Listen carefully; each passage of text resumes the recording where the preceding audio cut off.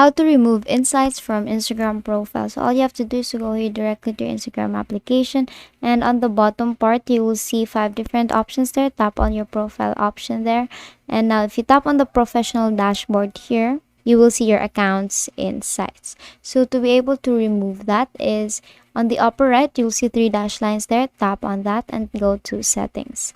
Now tap on account here and scroll all the way down up until you see switch account type. You can only see insights once you create or switch your account to a creator account or business account. So tap on switch to personal account and confirm switch to personal account, and just wait for it for a while. And here you have successfully switched to your personal account here. Now if you go back to your profile here, you won't be able to see the insights anymore. And basically that is how you remove insights from Instagram profile, and that is all for today. If this video helped you, please give us some thumbs up and subscribe to YouTube channel for more tutorials. Thank you for watching.